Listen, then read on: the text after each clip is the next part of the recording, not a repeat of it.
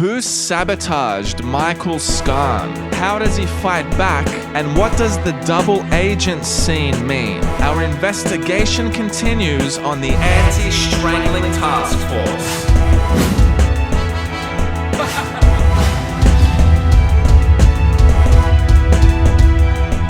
In part 4 of our pilot analysis, we covered how Jim is actually an undercover cop and that Michael Scarn is real. In this episode, we're going to take a high-level look at Michael Scarn. Not so much his story, because his story is absolutely insane. In this episode, we're going to analyze the high-level concepts regarding Scarn's story arc, character dynamics, and some of the symbology of threat level midnight, with the primary concept being sabotage. I did mention that the Curse of 3 is echoed with the existence of 3 law enforcement officers, specifically narcs, at Dunder Mifflin Scranton, with those being Michael, Jim, and Ryan. And we haven't yet covered Ryan's involvement, but that will be a part of our pilot analysis as we progress. A big part of the Michael Scarn story, and ultimately the Scranton Strangler mystery, is the turning of Jim Halpert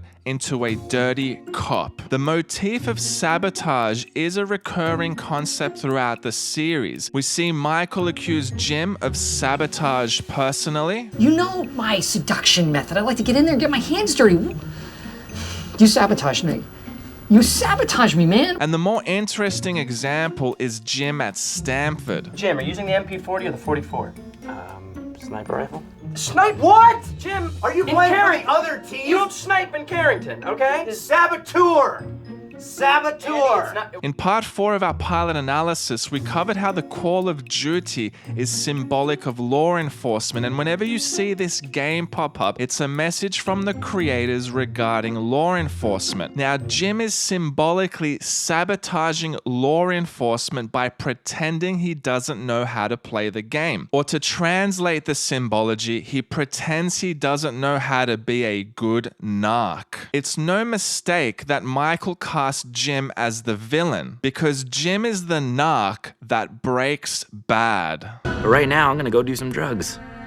Now, understanding his motivations for doing so is going to require another analysis, but there are 2 things that we're going to briefly touch on. And those 2 things are Jim being symbolized by Andy's character and also focusing on his relationship with Pam. In part 2 of Scranton Strangler Revealed, we did touch on how Andy is used to symbolize Jim. We're talking about a Jim who came from a wealthy family, he went to an expensive college, he played lacrosse, he basically had it all, but then some sort of financial tragedy hits his family and causes all this wealth to disappear. So part of Jim's motivations is to attempt to regain the riches. He wants to rebuild his family's former glory. What ultimately happens with Jim is he's happy to work with the narcs in the FBI until he gets relegated to number 3 in the pecking order, with that being Michael, Ryan, then Jim. This starts somewhat of a one-upsmanship, and he tries to procure a more senior role in the FBI. This is symbolized by his trip to Stanford, but that will ultimately fail as well. And Jim's character can really be summed up by ambition. And I have this image here which was sourced from the office archives. It starts to paint this picture that there is an underlying ambition in Jim to rebuild his family's glory. Now, it does ultimately become Pam who breaks him. You can see in Threat Level Midnight that Goldenface and Pam clearly have a thing going on. And the interpretation up until now is that this is some sort of ode to their relationship, but really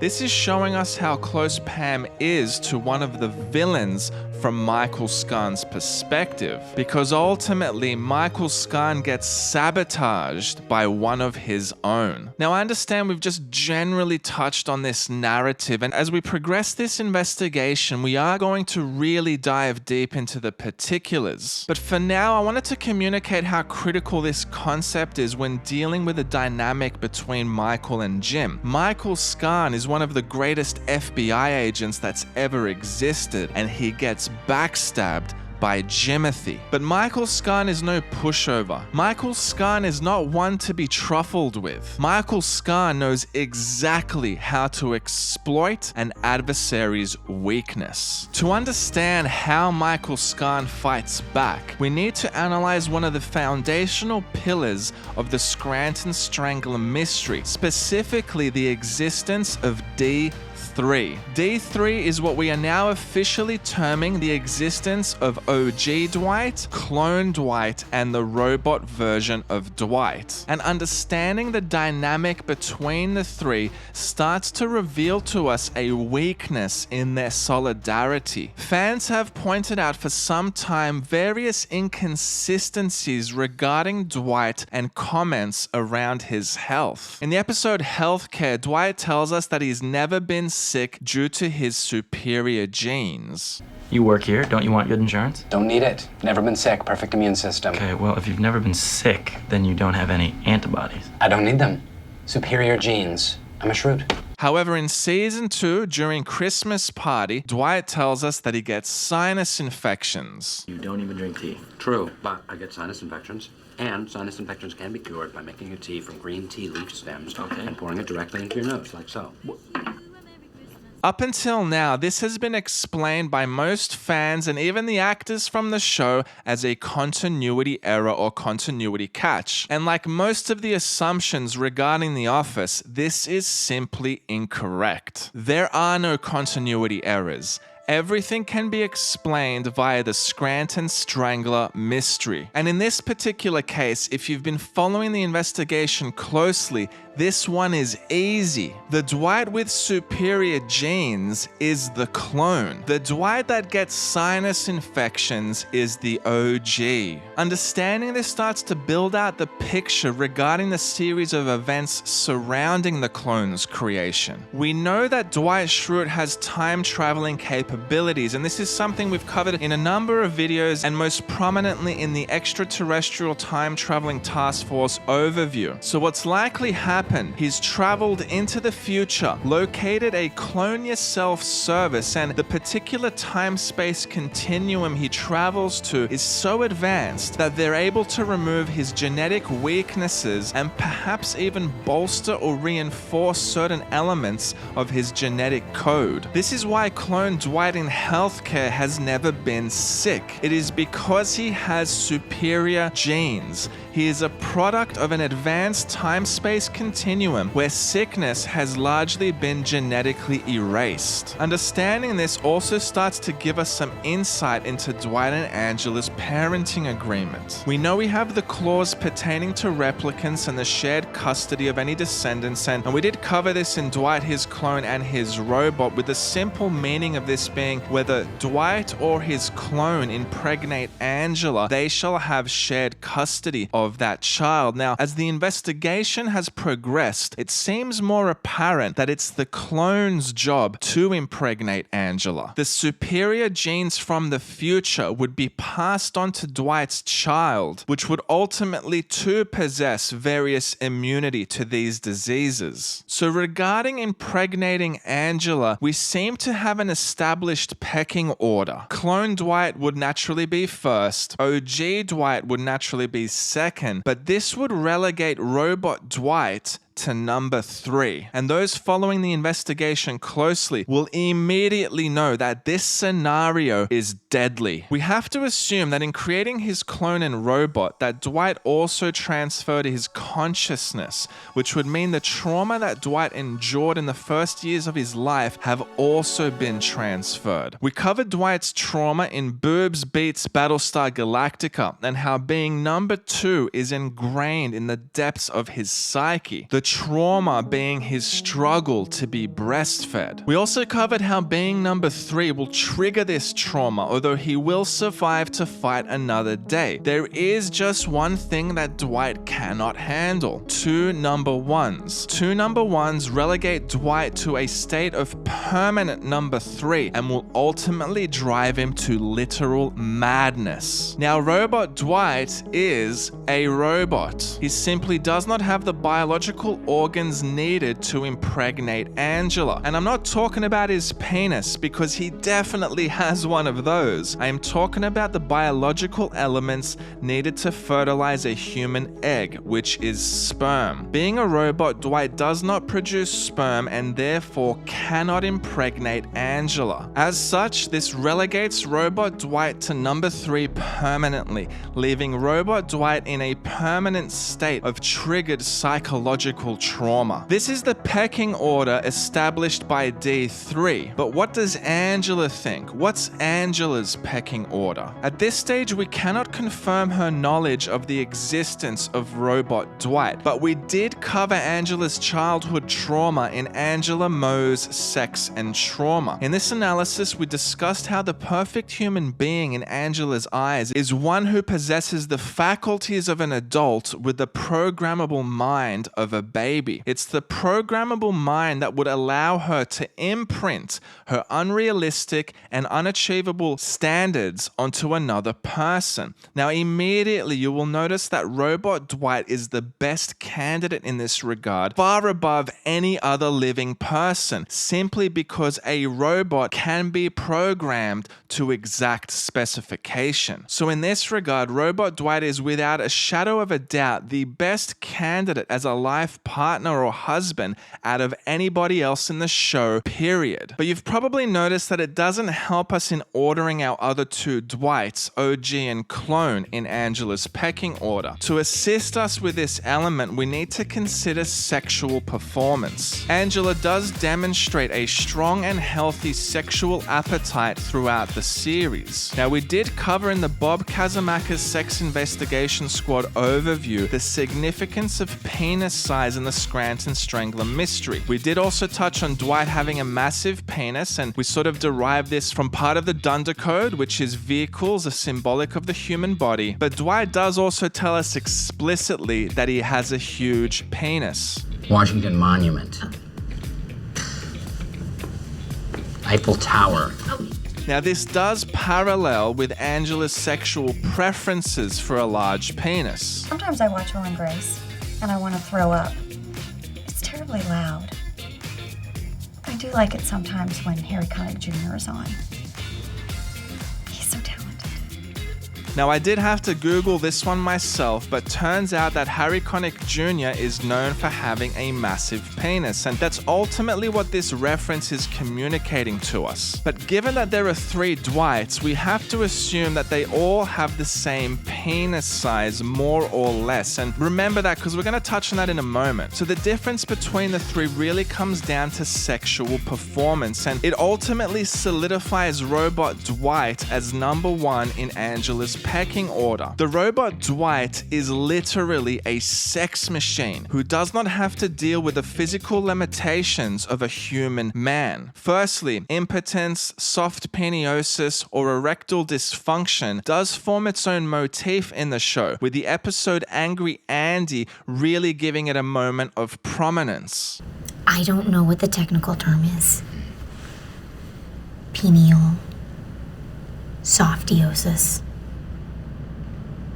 Now, this isn't to say that any of D3 suffer from erectile dysfunction, but rather that Robot Dwight cannot and will not ever suffer from this health condition. In fact, it is more than likely that Robot Dwight is able to maintain an erection indefinitely. When it comes to stamina and physical body health, such as cardiovascular health and conditioning, Robot Dwight also has the edge. He is basically the most advanced dildo you have ever seen. He will not get tired, he will not run out of breath, he won't crush his wife during sex, he literally has 0 sexual weaknesses. Now, this is somewhat comparable with the clone Dwight, who due to his superior genes is likely faster than a non-genetically modified human, probably has a very robust, healthy body, and likely does have enhanced sexual capability. So likely a very respectable second, but still not capable of competing with Robot Dwight. So the number 3 in this particular case would be OG Dwight. Dwight does tell us that one of the rooms in his house used to be a tuberculosis recovery room. This is the newest edition, built by Erasmus Schrute in 1808. It doubled as a tuberculosis recovery room until 2009. We also see Dwight visibly struggling to blow up balloons.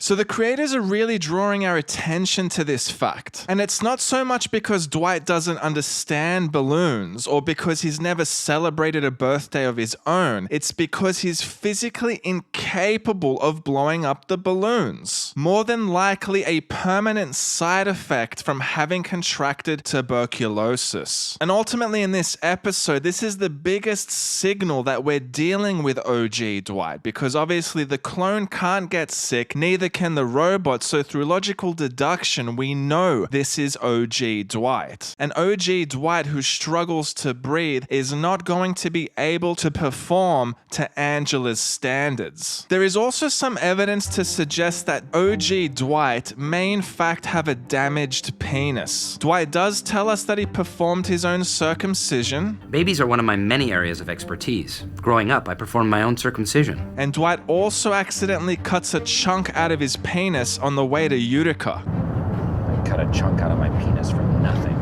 So in this context, the pecking order for Angela would likely be robot, clone, and OG, thus permanently relegating OG Dwight to number 3 and triggering his childhood trauma. But when we put both of these examples together, we ultimately have a situation where robot Dwight is permanently number 3 and OG Dwight is permanently number 3, with this of course being an extremely volatile situation, and definitely not any sort of indicator that we have solidarity between the three. And the final thing I want to mention here as well, and I'm only going to briefly touch on this, it appears as though robot Dwight is treated as somewhat of a slave and made to do all the things that OG and clone either cannot or don't want to do. A good example of this is the episode Launch Party. In Dwight, his clone, and his robot, we covered how there was a changing of the guard during this episode, which was given away by robot Dwight's stubble growth. Now, we also worked out that Launch Party was held on a Saturday night at Ryan's request. So we likely have a situation in this episode where it's a Saturday night, OG and clone either can't be bothered or have other things to do, so they send robot Dwight. Another good example is the Christmas party in season 2. We can see from the pictures that Michael took that Dwight is doing the robot, and this is the subtle signal to us that we're dealing with the robot Dwight. Now, this party also goes into after hours and seems like it's another event that OG and clone dump onto the robot. We can see that robot Dwight finds himself in a rather antagonizing and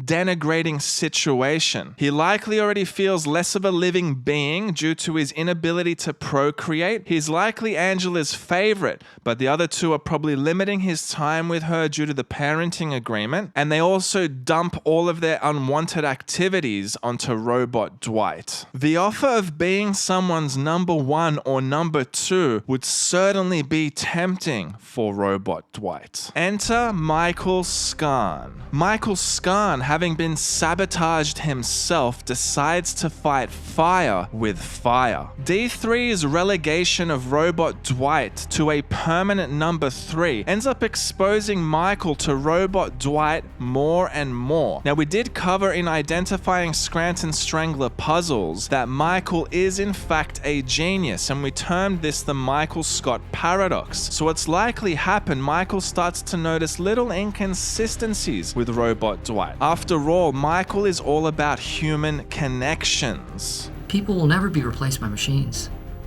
In the end, life and business are about human connections. Michael would fairly quickly realize these differences and notice the minor details. Michael works out that robot Dwight is in fact a robot. Well, I think it would be very realistic. It would look just like him. No, that's We could have his eyes light up. We could have his arms move. That is not a statue, that is a robot. I think that is a great way to honor Ed. And how big do you want this robot? Life size. So in retaliation, Michael starts the process of turning robot Dwight against OG and clone. Double sabotage. And this is what this scene with Dwight being a robot is symbolic of. This is robot Dwight. not only in the story, but also acting in the movie itself. When Dwight finally sees that he did play a robot, there is a sense of pride in him. Some breakfast for me, some breakfast for you.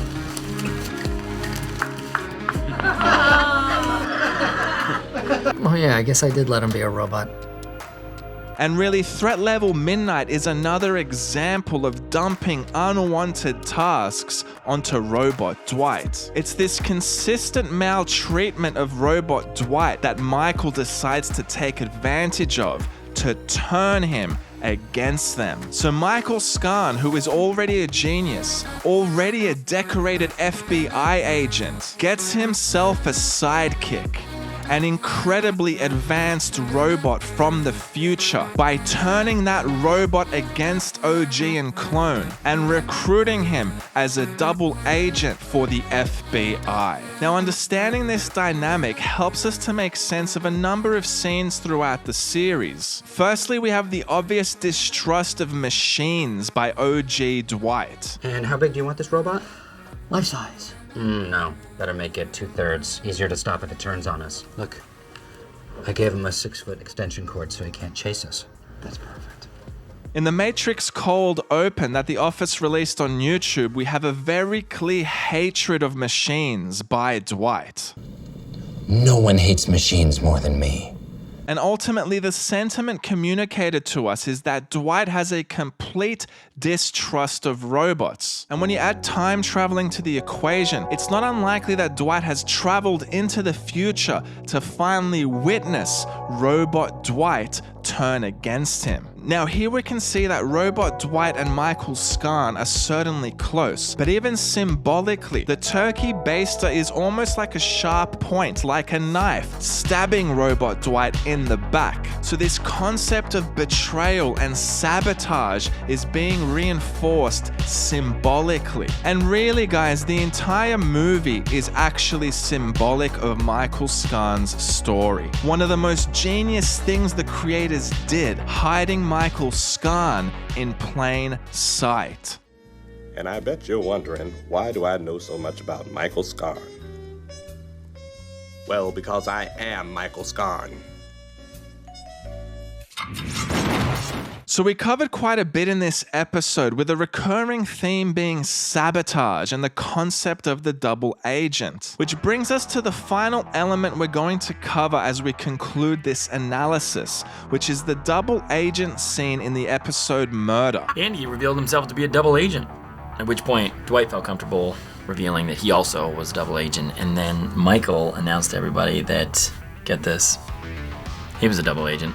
This scene has largely been viewed as simply a humorous moment, but if you've come this far in this episode and our investigation, this scene is going to start to open up to you. Firstly, once again, we have another echo of the curse of three. Michael, Andy, and Dwight, all three claiming to be double agents. Dwight's double agent status is deciphered via the robot. The robot was originally with D3, making him Michael's adversary, but then he turns. Andy, who is used to symbolize Jim, is originally an undercover cop, breaks bad, and then turns dirty, solidifying his double agent status. Michael Scarn, who has infiltrated the Yakuza drug cartel, is outed and sabotaged by Jim for being a secret FBI agent, solidifying his status as a double agent. This scene should now make complete sense to you because it is real. We really do have a case of triple sabotage. But then our medium suspect arrives. Quad sabotage. Now I want to lead you out from part 4 of our pilot analysis again, because now you should really see the true meaning behind this montage. Sabotage. A senior decorated member, also in the call of duty. Loved by many.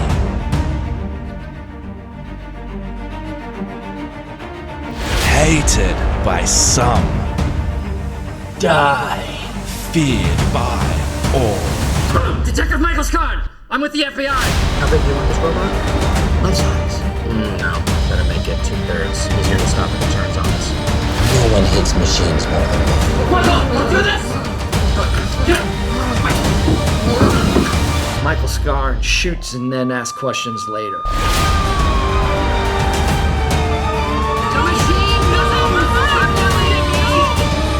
People will never be replaced by machines. In the end, life and business are about human connections. Michael Scarn, FBI.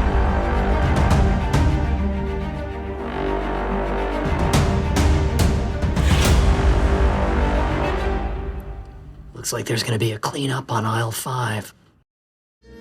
And I bet you're wondering, why do I know so much about Michael Scarn?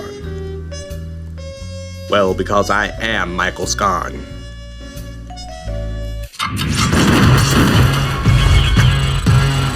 Oh, yeah! Threat level midnight makes all the girlies feel alright. From Madonna to Madeline Albright. Threat level midnight, it's a threat, a level threat. He's the greatest hockey star I ever seen yet. Threat level what?